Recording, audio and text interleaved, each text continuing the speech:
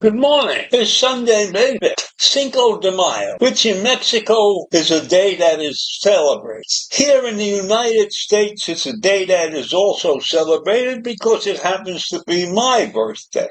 And I have turned almost 90. Almost 90. That means I'm 89. Still going strong, still able to produce a rant every day. So I don't have to tell you much more about me. I live a quiet life on a lovely street in the town of Smithtown. And I'm active at the Smithtown YMCA. But I want to talk to you a little bit about Cinco de Mayo, which is celebrated because of the Mexican Army's victory over the Second French Empire in the Battle of Puebla. And this took place in 1862. So here's the story behind the holiday. In 1861, Benito Juarez, a lawyer and a member of the indigenous Zapotec tribe, was elected president of Mexico. And the financial ruin that existed in the country was still going strong. And the country was suffering this internal strife. And Juarez had to default on payments, debt payments to European government. So in response to the non-payments, France and Britain and Spain took the opportunity to send naval forces to Veracruz, Mexico, demanding repayment and threatening the people of that region. But in the course of their negotiations, Britain and Spain recognized the fact that they really did not want to fight, and they were willing to compromise, so they made a deal with Mexico of some kind, and then Britain and Spain eventually withdrew their forces and left France behind. But that was okay with Napoleon III, because he decided that he was going to use this opportunity to create and carve an empire out of the Mexican territory. Now, that proved not to be the most intelligent decision in his life. So late in 1861, a well-armed French fleet stormed Veracruz, landing a large force of troops and driving President Juarez and his government into retreat, into hiding. It's not clear exactly where they went, but they got away.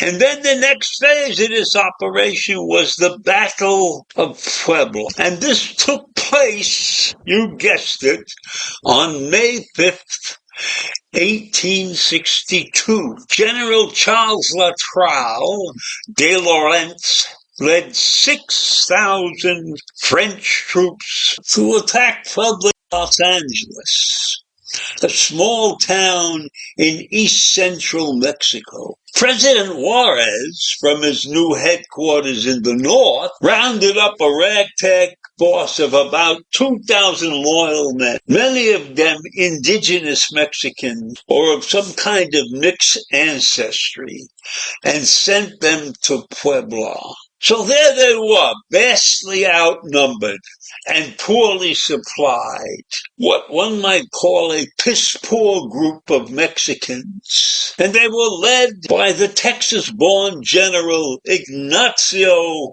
Zaragoza. And they fortified the town and prepared for the French assault. The battle lasted from daybreak to early evening. And when the French finally retreated, they had lost nearly 500 soldiers, and fewer than 100 Mexicans had been killed in this battle. So although not a major strategic win in the overall war against the French, Zaragoz's success at the Battle of Puebla represented a great symbolic victory for the Mexican government, and it created strength within the resistance movement. They were bolstered by this victory. It proved to them that they were capable of defending themselves against what was supposedly a great European nation. That ended France's stay in Mexico. They took off pretty quickly after that. And when we look at that in a historical view, in the significance of this battle, Cinco de Mayo is not a Mexican Independence Day. That falls on September 16th.